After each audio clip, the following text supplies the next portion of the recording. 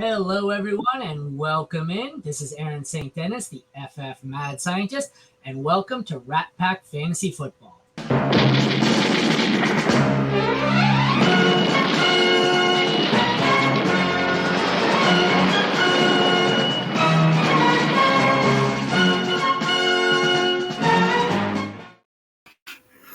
I'm really glad I had time for an intro there because when I hit record and started the countdown, there were three of us. When I came back, there were two of us. I was like, okay, one of my co-hosts has vanished. He just disappeared. Yeah, so that gave us a few seconds there. We've got like our fourth new theme song of the week. I had to go back to the A-Team theme song because YouTube, apparently the lyrics to the Rat Pack, their music, was getting me copyright notifications. So we are back to a song with no lyrics in it. We'll see how long this lasts before I have to change it again. I've got a guy at work who's a musician working on an intro for us. That way I don't have to worry about this problem and I don't have to switch every 3 days. But thank you. Today we're here with some Week 1 Dynasty Risers and Fallers. I've got Jeremy and Jesse here to help me with that. How's it going, guys? It's going, man. Yeah, Week 1 was full of some surprises, some not so surprises, and happy to be back at it, man. We actually have fantasy football stats to discuss. It was something else. What was the stat I heard? It was the lowest touchdown scored in Week 1 since 2009. It was 55 this year. Last year it was 70-something. The year before it was 88. And the problem was those 55 touchdowns were not scored by 55 good players. No. It got kind of dicey. A lot of low-scoring matchups in my league where it was, projected to score 180 and people are winning this 70-60. So it got kind of scary. Before the show, I was working on my matchup guide for next week. And it's amazing. I'm just looking at like some of the tight ends. If you were, if you gave up like 10 points last week to a tight end, you were like a bottom 5 defense. There was just no, there's like 6 teams who gave up 1.5 or less to the tight end. And I'm just going, some of these matchups are going, well, this is going to kind of be skewed data. It's like, oh, I don't want this guy next week because he has the Eagles defense or whoever who gave up 0 points. But, it's really skewed data. So we got to kind of take it for what it's worth and not overreact. But I mean, that's the best part of Week 1, seeing all the overreactions. I'm at work and I'm driving around because I drive a bus for a living, in real life. I drive around with my little notebook and I'm taking notes as I see players hit the waiver wires that I can't pick up, but I'm getting the notification on my watch. So, this league, go add this guy who was just dropped. It's just amazing. You see people hitting the waiver wire already, and it's like, really? Like Jaylen Warren? We gave up on Jaylen Warren already? Like, this is not a thing? And even Roshan, it's like, oh, people dropped Roshan. He had a touchdown in a pretty solid game. I get it. It was garbage time. That's insanity. Yeah, no, like Roshan's somebody I'm picking up everywhere. I don't know why anybody would drop him. That seems idiotic. He's like got such an easy path to take over that backfield. But yeah, we can hit on that a little bit. It's just speaking of tight ends, it was absolute dumpster fire. I think it's like the worst tight end season or week we've had in like 20 years. Oh, but tight end's going to be deeper this year, man. They're all hurt. They'll come back. But it's so ugly. We're praying on Musgrave to be a guy for us, and it's just like, man. 4 of the top 6 were either out or doubtful, and then that left what? Pitts, who put up almost nothing, Goddard, who put up nothing, and the prize was what? Kittle and Waller? I don't know. Yeah, listen to this top 12 scoring. You got Kelsey's out, Andrews out. Yeah. Hawkinson 7.5, Waller 5.1, Kittle 3.4, Goddard 0, Pitts 5 points, Ingram 7, Freiermuth 6, Njoku 3, Kincaid put up like 8 or something, and Schultz had 1. That's a lovely top 12. In PPR, the actual top scorers for tight end, Henry, Hurst, Hawks squeezes in there at 3, Parham Jr., and Evan Ingram to round out the top 5. Blake Bell, the 7th best scoring tight end of the week. It was ridiculous. You didn't get the memo, though. Tight end's deeper this year. Like, you're not paying attention. It's deeper. I have a ton, me to that.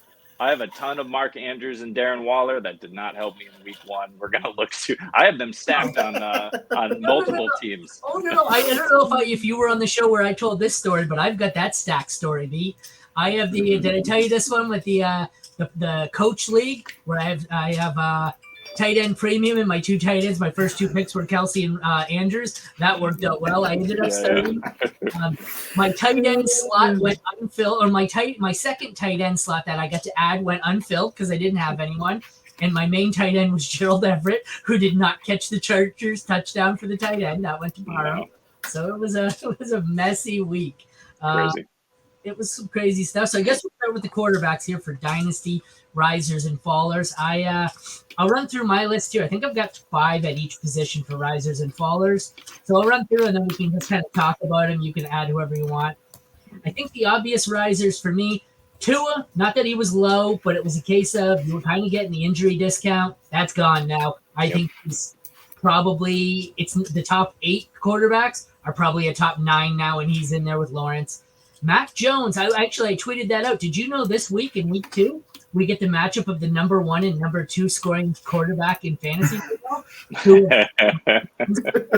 Mac Jones was the quarterback 2 on the season. Unbelievable. I think he looked pretty good. Jordan Love was up there. I think he was one of the borderline quarterbacks, like some of the ones that I'll list as the misses here. And he looked better than expected. I get it's a Bears defense, so he might actually just suck. So that's more of a speculative one, but it was a good, productive first start. We had Anthony Richardson, who was a hit and miss for me. His rushing was disappointing. His passing was better than I've ever seen him in any game he's ever played at any level. I don't know where it came from.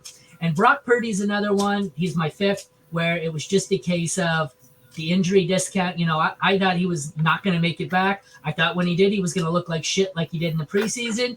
He looked pretty damn sharp. So what do you think of those 5? And do you have anyone else that you think I missed for quarterback riser?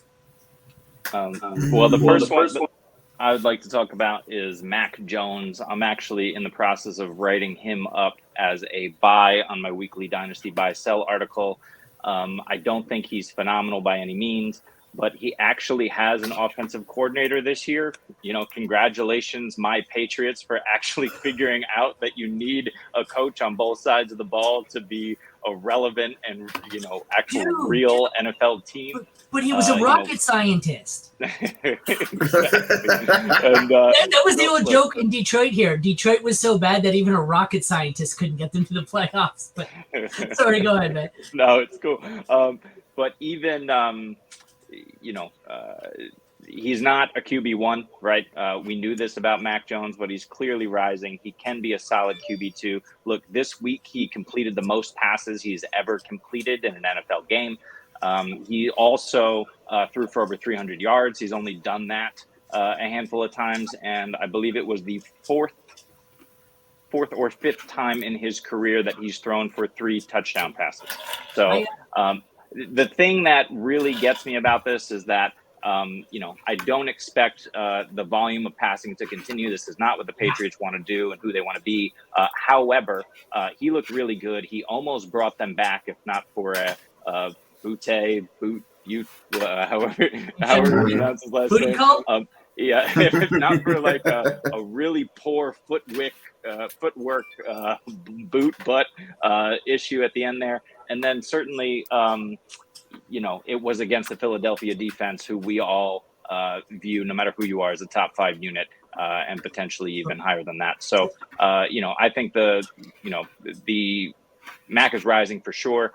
And he really should be considered someone that you're looking to, especially in super flex leagues. He's a buy as a solid QB2, but hopefully if you're in a good spot, that QB3 bye week fill-in guy who can just kind of sit on your roster and be there in case of emergency. So he looks great and I'm happy with him.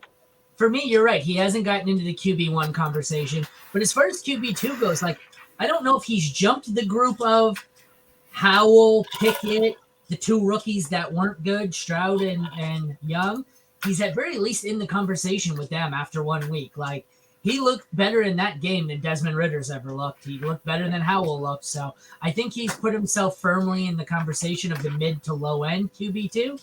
We'll just see if it holds up. Like, that wasn't a fluky defense either. That's not like the next guy we'll talk was Jordan Love. That Bears defense sucked.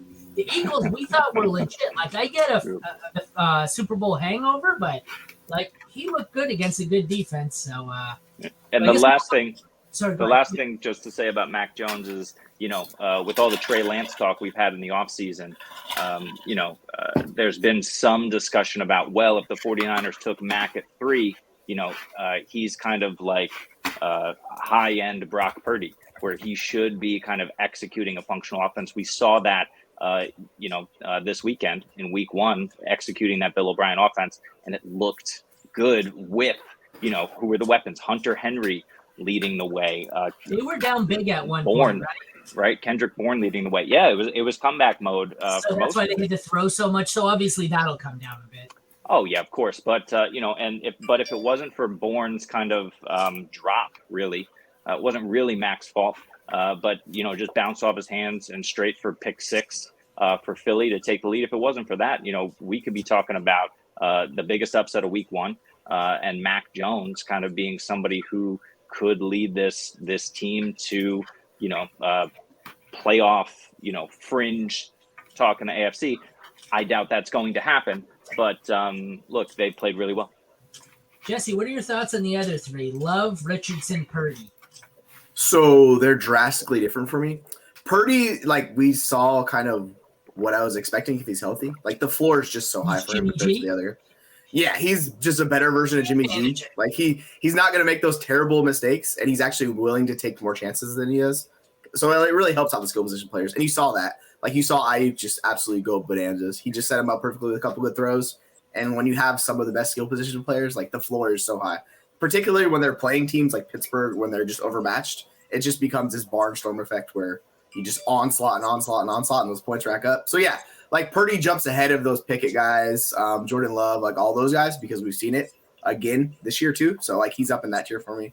I'm with you on Mac Jones. Like, he looked like he did at Alabama, which it's been a long time since he looked that good. But if you remember how good he looked at Alabama, precision, on point, like, he's moving pace. Like, that's what we like to see from his quarterbacks. So if you actually give him a system that's structured with semi-decent talent, like, he could be a capable quarterback. He's not going to be a high-end QB, but he'll be valuable to you in Superflex leagues. Tua is another great one. I love him. I actually think because of the skill position plan that they have in Miami, like, Tua is set up to smash where he could be like an end of season top 5 guy.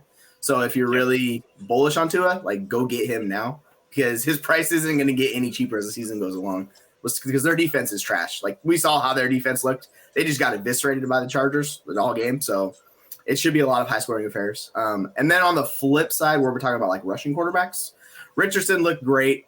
He has the talent, and he's in a system that's finally removed from the dumpster fire that is Florida. And by the way, if you saw Florida play last weekend, you know what I'm talking about in college, because that offense just looks like a disaster. They don't know what's going on. So he's got Steichen setting him up, which is basically they're trying to move him along like Hurts. And you see that kind of coming into play where he's just able to be a very good, like, fantasy quarterback. On the flip side, Fields, he threw 37 times, which, by the way, that's a ton of pass attempts. He looked terrible. He did, but, like, I don't even care. He's getting the pass attempts. So, like, that's what everybody's worried about, right? It's going to be a low passing volume offense. And I get it. He's playing the Packers, so we'll see how that goes. But the fact that they're even willing to attempt that many pass attempts, like, that's a good sign for him, even though he did look really bad. So I get it. But, like, I'm buying high on Richardson, Fields, and then the last guy is Kyler. Just by sitting out. Like, you see how bad the quarterback situation is. So, like, Kyler gets boosted back into that top 8 for me. So, yeah, if you can get Kyler, he's still really cheap. Just go get Kyler. You'll be very happy at this time next year, where if he's not in Arizona, wherever he ends up, maybe it's Atlanta or something, and you're looking at some great position players with him. So, yeah, it's kind of the maybe it's New York, right? Maybe it's New York in a couple of weeks. I mean, if he's actually playing this year, absolutely. Like, they should go get him because they're set up to win. Like, we saw that. That would be just, I would love that. That'd be so much fun this year. I got 5 fallers for a variety of reasons. I think the biggest fallers were the second-year guys in Pickett and Ritter. They both looked terrible. Yeah. 2 who are fallers because they look so bad, but I'm not going to ding them much because Stroud and Young, it was their first start, so they're going to look like shit. But it wasn't a great start. It made it look even worse when compared to Anthony Richardson and how great he looked. And one who didn't even play, kind of the opposite of the Kyler effect here. He gets dinged because Will Levis was a healthy scratch behind Malik Willis. So anybody who was stashing him, I have him in at least one league stash. That's Zero not a great shares. way to start your career there. So, like I said, 2, we have second-year quarterbacks who look like shit. 2 were rookies who were supposed to look like shit, and 1 didn't even get a chance to look like shit. What are your thoughts on these 5 fallers and anyone else?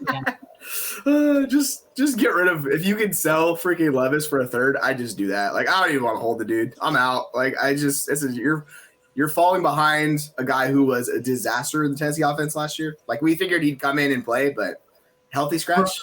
Ryan Tannehill was terrible too, but I didn't even put him on the fallers because how much further could he have fallen? No, he's basically dead. I have him on like 1 or 2 dynasty rosters, and I'm just like, you know what? We're writing this thing out. So like, I've been holding Levis because I was assuming that Tannehill was going to be terrible and Levis was going to be in by week 6. Is it going to be Malik Willis? It might be. Well, like the thing about Levis, he's old. He's not young. Like, he's an old prospect coming out, so he's supposed to be ready. But the fact he's not ready and he's behind Malik Willis, like, that tells me all I need to know. Like, dude, you transferred to finally get playing time in Kentucky. It kind of hit or miss. And then you come to Tennessee. That quarterback situation's wide open. You can't even get, like, the QB2 job. Like, yeah, I'm just so out on him. I don't even want Will Levis. So if y'all happily just – I don't touch him. I agree. Pickett and Ritter, what are your thoughts on those 2 guys? I mean, they both look terrible after – even we can add a third one here. Pickett, Ritter, Howell. All 3 were kind of hyped up as, they're going to take that second-year step. Yeah, they took the second-year step and fell right on their face. So, I mean, look, we have to talk about Kenny Pickett. First of all, we don't have to for long, but we do have to address the fact that, all right, here's the caveat, right? They're playing the 49ers. So, yes. All right, one of the best defenses in the league, Kenny Pickett, probably should have looked as bad as he did. But with Deontay Johnson going out, and who knows, that didn't look like your, my hamstring 4 to 6 weeks, bit, sort of hammy injury. 4 to 6 that weeks, looked like it might have torn off the bone, sort of hammy injury right there. So, look, without him funneling targets to him, Pickens shouldn't be the volume guy. Allen Robinson at this stage in his career shouldn't be the volume guy. Freiermuth could be, but then are we really moving that offense, especially with Najee getting the bulk of the work in the backfield? So, he is set up to, just continue his downward, descent down the ranks next week and beyond. I had no faith in Kenny Pickett to begin with. I didn't understand the hype other than he's throwing touchdowns on all his drives in the preseason. Congratulations. But other than that, like, I'm not bullish on him. I never was. And he's got Cleveland coming up next week. So they absolutely destroyed the Bengals and Burrow with that pass rush. It's going to be another rough week for Kenny Pickett. If you can, I think at this point you probably have to hold him and then, wait until he plays the Raiders in week 3 and gets a string of something going on so you can just deal him. I was more disappointed by Ritter and Howell. I mean, Ritter faced the Panthers. I think they're an underrated defense. The Cardinals were not an underrated defense. He just looked like crap. So not particularly fond of any of those 3. Pickett I had the most hope for, but like I said, like you alluded to, San Fran week 1, and then you look, and that Browns defense is pretty solid, and I don't think it gets much easier. So you're kind of stuck with him now, but he may have been overhyped. You guys got anyone you need to add to the QB fallers list before we head on to running back? I mean, it's the obvious one's Aaron Rodgers. Like, he's just dead in Dynasty with the Achilles injury. Like, he's just you can't do anything with that. I saw him traded for like Derek Carr and Jimmy Garoppolo in other leagues, and I'm just like, why? Why would you trade for him? I don't understand. He's gonna retire. Like, that's an Achilles. Like, he's just done. So yeah, if you have Aaron Rodgers, he's cooked. So just Jesse, I mentioned him. He was in the Ryan Tannehill category of he was already dead. It went without saying. You're just spiking the ball now. Jesse, I don't know if you misspoke or if you meant to do it because it was fantastic, but you said Jimmy Garoppolo, and that's exactly how I view him. Perfect. I didn't even catch that. I love it. All right, so let's move on to some risers for me at running back. Sorry. A couple of the high-end ones. ETN got a lot more usage than I expected. Bigsby, everyone was panicking on Bigsby a few minutes into the game, but he was essentially useless. Breece Hall, first game back, I get he wasn't 100%, but for a guy I didn't expect to be useful until week 8 or 10, he looked awesome, and he's going to be scary. Any injury concerns, I would say the buy low window is closed. Go get him if you can. Brian Robinson is definitely the number one back in Washington after all the Antonio Gibson hype. Then we get into some weirder ones. I have Roschon here. I get it. He's still the backup. Could be the third back. But he looked good. I think he's going to get his chance. We have a guy whose stock shot up here in Tyler Algier. He's my favorite sell with his current value because there's no way this doesn't transition into a full-time Bijan role. This isn't going to remain 50-50. Josh Kelly is more of a redraft stock up here just based on what's going on with Austin Eckler and his injury and how he looked. And the one I don't know what to make of is Kyron Williams. I don't know if I want any part of this Rams backfield, but I guess at the cost, I'd rather have Kyron Williams than Cam Akers. What do you guys think of that group of we have some stars, we have some handcuffs, and a couple of confusing ones. What do you think? I'll hit on a few of those guys. Breece Hall, he didn't look himself, and he still was just a monster. So, if there's any chance to buy high on Breece Hall, just do it. He's incredible. I get it. They might drop down with the Rodgers injury, but it doesn't even matter. We saw how explosive he was. He's just an elite talent. So if you can get an elite talent who's still very young, go for it. I like the Brian Robinson call. That offense is just a cluster. You know what? Gibson looks like he's dead. So de facto, Brian Robinson's getting work in the passing game. Roschon, that's a great one because Roschon's basically going to take over the Chicago backfield sooner rather than later. So if you can get Roschon, I sold him last week, and I'm very disappointed in the fact I sold him. So I regret that. And the LA backfield, I don't know. You can get on Kyron because he's so cheap, but Cam Akers just sucks. Let's be real. Cam Akers isn't good. So, Kyron Robinson, I'm all about that. And we're well aware that LA defense, and they proved it to us. Aaron Donald's still Aaron Donald, but LA is going to have issues all year. Keeping opposing offenses out of the end zone. So it's not going to be Cam Akers if Kyron is the true 3-down guy with a little bit extra work. It's going to be Kyron. But that's the exact type of running back that in Dynasty I'm looking to sell. Right? I would love to sell a guy who pops off on a bad offense. Maybe Kyron does okay all year, but he's not going to be someone you can rely on if you're contending. Get rid of him, see what you can get, go for aging vets. Same I'd say with Kelly, right? He looked really good, right? And that offense is explosive, but Austin Eckler, if he's healthy, is going to be the guy. Kelly might have some boom weeks, but if he doesn't get in the end zone, I think you're probably going to be disappointed. And that's the issue, right? I love these. Sorry to interrupt. I love these Kelly Kyron types though in Dynasty. The guys who are better redraft, plug and play injury replacements, where in the heat of the season, people will overpay for 1 or 2 week rentals that are going to be on waiver wires. If I can flip them for a second, third round pick in a Dynasty league, they have no long-term value. What are the odds either of these guys sticks? Especially with Kelly with Eckler in front of him. Kyron, I'd have a little more interest in because Cam Akers is going to Cam Aker, but I don't know. These guys are not guys I'm actively going after in Dynasty. And like I said, Algier for me is someone I'm selling because I always, even he was in my list with Pacheco of day 3 running backs that I want to sell high on. I still think this goes by week 6 to 8. You see Bijan just completely take over. I'm totally cool with selling Algier. However, we have to consider Arthur Smith, right? Arthur Smith is an NFL reality football coach, right? He does clearly, and he mentioned it right in his week 1 press conference after the win. I don't give a crap about fantasy football, right? But they were up 2 Drake scores. London doesn't either. Okay, Yeah, and we got the W, right? What happens when they're not up 2 scores and they have to, instead of just loading up both backs, they have to pick one back and start passing the ball? It's not going to be Bijan who loses touches. It's going to be all Bijan, and then they're going to have to start throwing, and Algier is going to be the one who loses the touches. We saw the fourth quarter. It was 92% of the touches to Algier in the fourth quarter of the carries. Bijan got 8. So they completely shifted to just grind out the clock. That's not going to hold up. Atlanta's not that good, where that scenario is not going to play out that often. So, Algier sell high. Of the guys, I'm just targeting the cheapest of that type of group if you need production. So whoever the cheapest, if like you get for a third, go that. If you can sell them for a second, you sell them for a second. Like that's kind of the mindset with those guys. Buy for a third, sell for a second, and then you make profit. And there you go. There it is. My fallers, I've got Madison. I'd love to see Madison on this list. He was terrible, horribly inefficient, like I've been saying, and was bailed out by a single touchdown. And it was a receiving touchdown, I believe. But it looked good. Sell him. The only person who was more inefficient was Rachaad White. I think I remember hearing he had the fourth most inefficient game as a running back in like the past 12 seasons.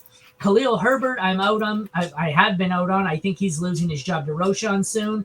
Akers and Pacheco, we know what the messes are like there, so the case speaks for himself. And Dobbins, unfortunately, gets to go the way of Aaron Rodgers. And he had broken leg in 2016, ACL, MCL, LCL in 2021, comes back, gets the Achilles injury. I hate to say it, but this is going to be Deepak Chopra I was listening to earlier on Fantasy Pros. This is probably 2 years by the time he's fully ready to go again, just like with the ACL.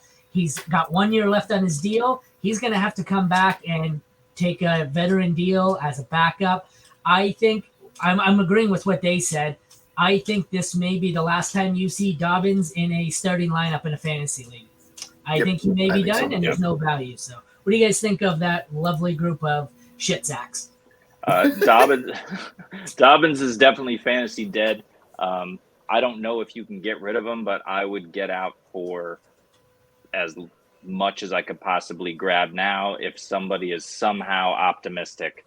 But you might just kind of have to hold him, and then if there's any sort of hype, you know, about he's coming back early or he looks good or this team that called about him or is interested in a year from now, then you can sell him then. But yeah, I think he's dynasty dead, unfortunately. But the guy that I need to talk about is Alexander Mattison. I've been hyping this guy all season. It is not because I love Alexander Mattison. It is because I love that Minnesota offense, and it's week 1. Now, I know we're going to have some overreactions. I'm going to have some overreactions to a certain wide receiver I was high on, Aaron, after his... Okay, to be fair, I'm typing in the chat, I'm typing a list of who my risers are going to be at wide receiver. The end where I type fuck you, that's the player you're talking about. So if you're wondering who fuck you was, that's the player you're riser.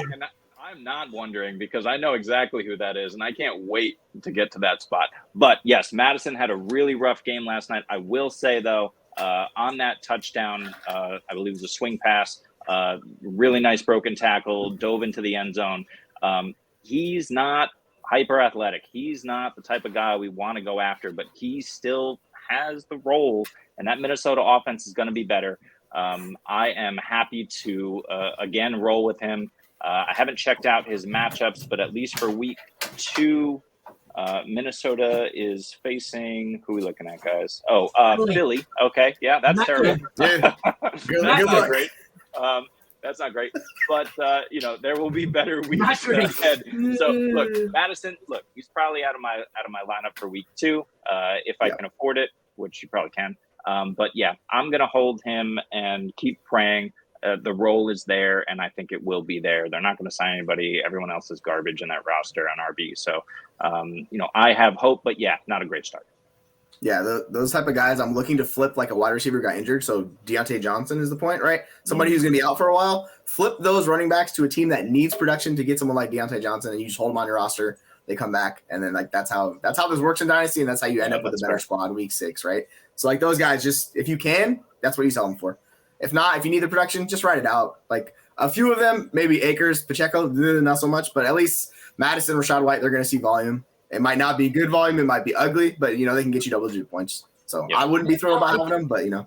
Sean Tucker is more of a threat to Rachaad White, I think, than we're admitting. Yeah, what's weird is they called him a grinder. Like, they called Sean Tucker an early down grinder. So, like, I don't know how much passing down work he's going to see, but he could take away the carries. So, like, if that happens, then you're just kind of just stuck with just somebody you don't want at all. All right, we're going to do this. My wide receiver risers. Fucking hate you guys. So my risers, we had a lot of good weeks here from the, you know, it's trying to figure out who's fool's gold and who's not. I've been high on Ayuk all season.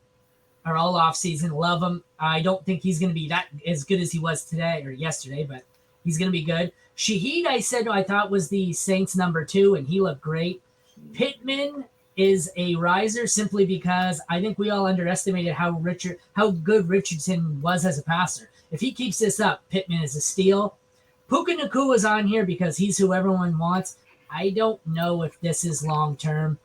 I liked him as a rookie. He was on my list. I have him in some leagues. It's real easy to do what he did when nobody knows who the hell you are. Next week, when the defenses know who he is, I don't think he plays as well and it comes down. He might still have some value depending on, if Cooper Kupp's back in 4 weeks or not. Romeo Doubs looked good, struggled with injury a bit.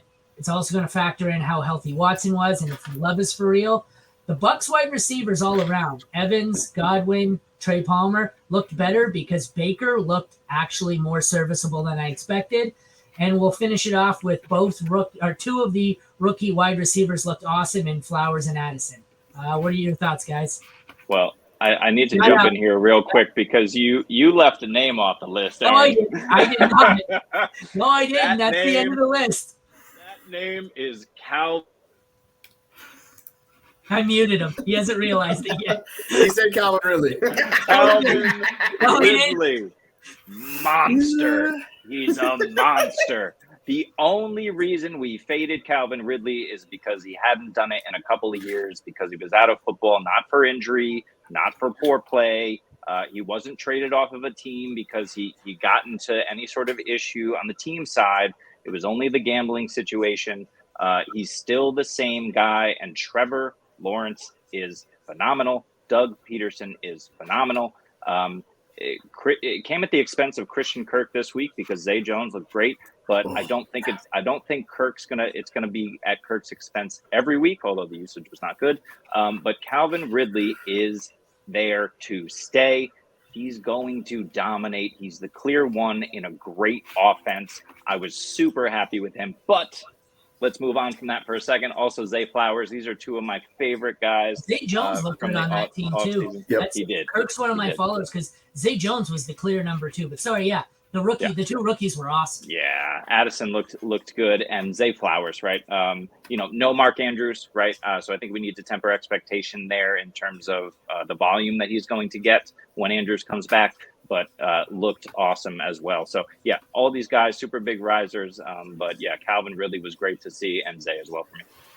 Yeah, Ridley's the type of guy, if you're not contending, go flip him for someone like Zay Flowers. Like, that's the type of move you make because you don't need those points. So if you're not contending, go flip him. Like, this is the ideal time to sell him, where he just had a boom week. Everybody loves him. See what you can get. And if you can't, you ride him out until someone needs that production. They will come calling. So, like, just hold if you cannot get a good deal. But, like, Ideally flipping him from Zay Flowers is a win-win for both sides, contending and teams that are not contending. So, like, those type of moves all day. I think the Bucs are interesting because you know who they got this week? Chicago. So, Mike Evans, baby, he's like, I know everyone hated Mike Evans, but guess what? He's probably going to see another 1,000 yards this year, do it again, and everyone's like, well, that old man. So, yeah, it's the Bucs wide receivers. Like, Baker might not actually be cooked. Let's hold the phone on it for a second. Yeah, I know. Yeah. But they got two historically bad matchups right out the gate. So, like, they're going to have good matchups.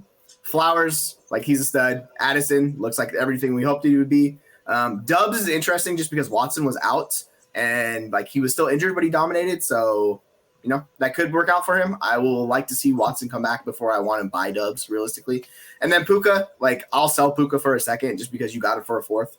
And with, the best wide receiver, or one of the best wide receiver football coming back soon, Cooper Kupp.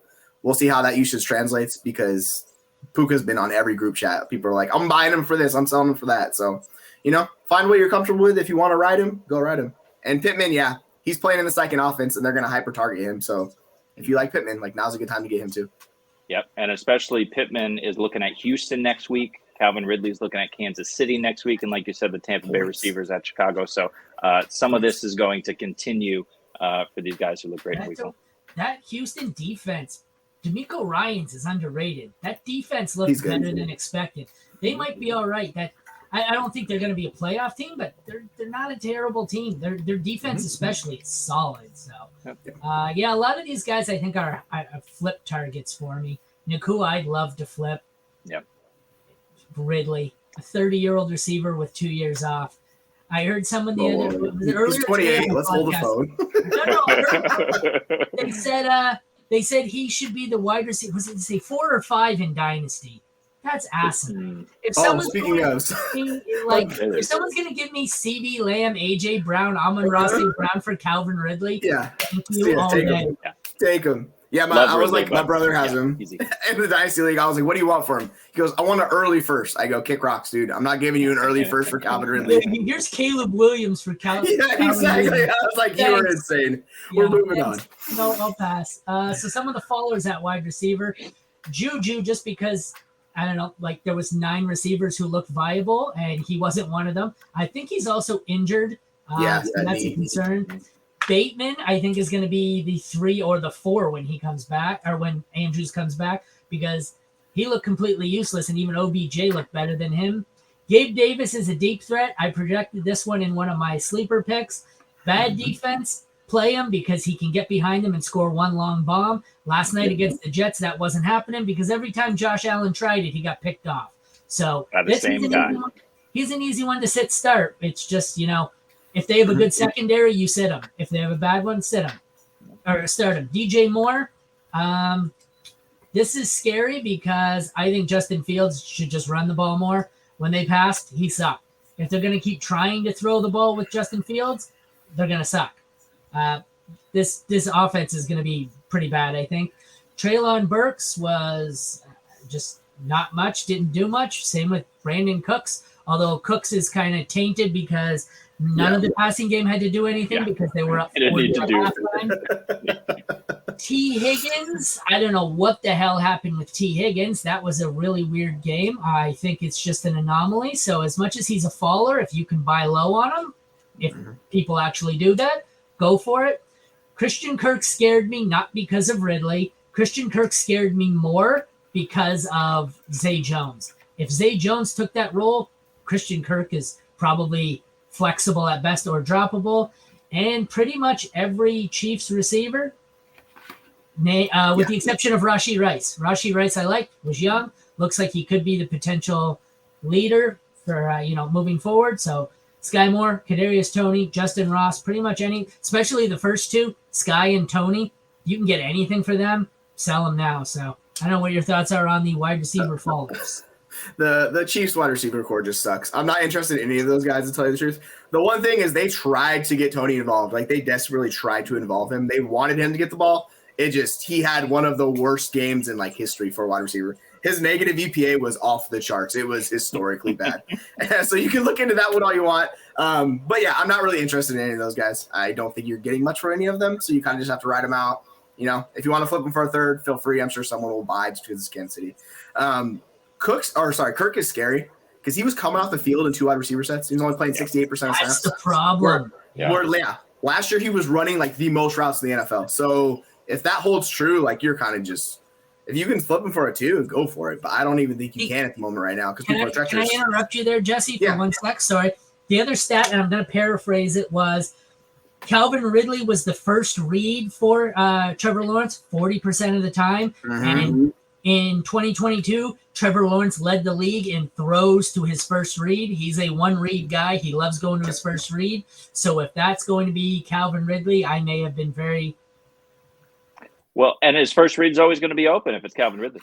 No, sorry, I wasn't done. I wanted to mute it before I said I may have been wrong on Ridley. So I wasn't done. I just didn't want to have that on recording. So. But that scares me. It scares me for me being wrong on Ridley. I don't think he's this good. I think he's a wide receiver too. But that's scary for Christian Kirk. But sorry, go ahead, Jesse. Didn't mean to interrupt. Yeah, no, I think Ridley's a back end wide receiver 1 most weeks. He's in that range for you, and he can boom like he did. He could be top 5, but realistically, it just depends on how many targets he's going to see in that offense.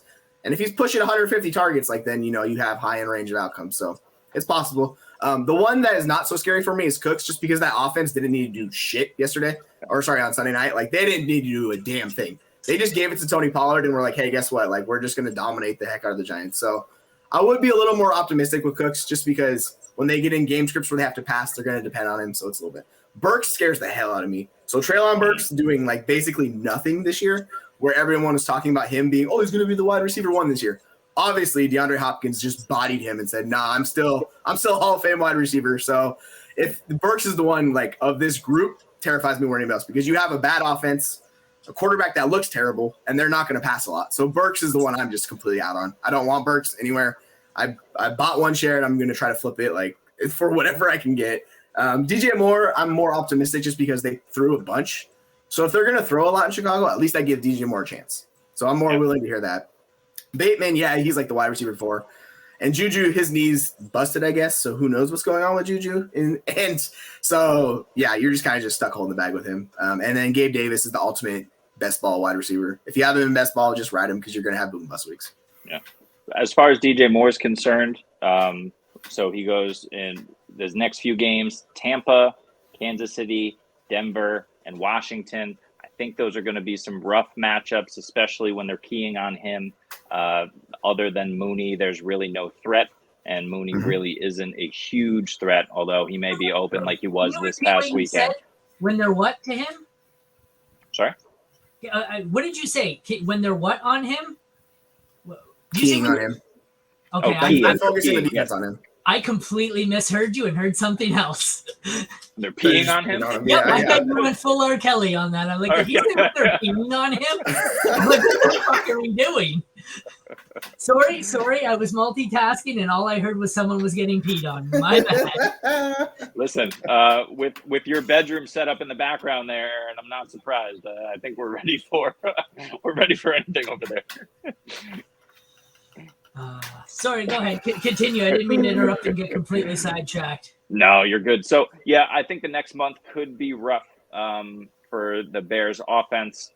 They're going to need to score points. They're going to need to pass the football. And, that's great for fantasy, except it's not necessarily great for a Justin Fields-led offense. So, hopefully they get it figured out over there and get to, keys up some more designed runs for Fields, and so they can get the ball moving and give the work play action maybe a little bit. I don't know if Fields is capable at this point in his career, but they need to get the ball to more than they did. Everything was like at the line of scrimmage. It didn't make any sense the way they said it. Because he's good down, coming into the field, he was able to hit downfield shots, play action, all that stuff. And this offense is designed goodbye. So yeah, I just don't like what they're doing in Chicago. Well, yeah, and those were the two massive plays, one for Herbert and one for DJ Moore in the preseason. Were all at the line of scrimmage, and they just took it and ran with it. If that's what they're putting on tape, NFL defenses are going to eat that up. If they got to adjust. Change it. Sorry, guys, I got a little distracted there. I got a message from a commissioner and said, hey, you have until 9 p.m. to name the player that you'd like to take from the team you beat. Didn't realize it was a Vampire League. Vampire, baby. Yeah. Nice. Didn't realize that, so I was like, oh, okay. So where are we? Okay, tight end risers here. I've got a short list because it's tight end. Is anyone really a riser? But we have Hayden Hurst based on usage and shitty wide receiver room. Parham got the touchdown. I like him as a Jimmy Graham type tall, big end zone threat, which is what I thought he was before he had that scary injury. Cole Kmet looked good, finished as tight end 6. Sam Laporta looked pretty good. Troutman was more used than anyone expected, and Dulcich looks like he's out. And Musgrave was pretty good for his game. What are your thoughts on this group? Yeah, so I don't know why Dalton Kincaid's not on your list, but you need to throw him on there too. So Nathan Janke from PFF released this stat where it's tight ends with 30-plus offensive snaps in week 1 as a rookie. It's Laporta, Musgrave, and Kincaid did it at halftime. So, those are the 3 tight ends I'm focusing on. Hurst, he's an old dude, so if you need production, sure, grab him. Parham, I don't want to touch that. Yeah, always. Komet, have fun with that Chicago offense. No, thank you. And Troutman, he's just not good. So I'm not very interested in him. So, those are the guys I'm trying to flip on that list. Laporta, Musgrave, and Kincaid are guys I'm immediately buying everywhere because it looks promising and they're young and they'll have high dynasty value. So that's the way I'm treating those guys. Yeah, agree with that. 2 things. Number one, Hurst is this is a Baltimore Ravens situation. Hurst is the wide receiver 1 there. It's not going to be Thielen. Mingo looked pretty good, but it was his first NFL game, right? I was surprised. I haven't gone through the game, but Harris Marshall was out there a ton. I saw that tweeted. Did he put up stats? I don't know, but he was out there, right? So clearly, there's nothing going on at wide receiver. Bryce Young is still getting into it, and he's just absolutely focused on Hurst and getting him the ball any chance he can. I wouldn't be opposed to buying Hurst at this point because he's going to see the volume, but certainly you're only doing that on a contending team where you need a T. And then the other guy's Parham, right? Like we all expected Gerald Everett to be the clear-cut tight end here. There's a ton of mouths to feed in I almost said San Diego there, in the Chargers and the Los Angeles Chargers. I'm not even mad. That's amazing. But what I was really surprised at from Parham is not just the in the end zone kind of targets, but he really had a ton of looks like in the red zone and in the middle of the field. He was out there a lot more than I expected. So Gerald Everett was a guy I was kind of targeting late. That's not looking so great to me now if Parham is going to be this involved. All right, as exciting as tight ends are, we have some very crucial data that I need help with here. My Vampire League, I need you to help me decide who to steal. So he had Kupp and Taylor, so they're on the IR. They're both useless. His best three players look like Garrett Wilson, Tony Pollard, or Justin Herbert. It is super flex. So if my QB one is Lawrence. So Herbert would be replacing Sam Howell and Kenny Pickett. So I could probably use him. Pollard would be replacing Raheem Mostert. And wide receiver, I don't really need. I'm already pretty stacked. I've got Waddle, Olave, Cooper. I'm decent. So do I go Herbert for Howell, or do I go Pollard for Mostert, or who's my RB2 here? Oh, it was Jalen Warren. I have Warren as my 3.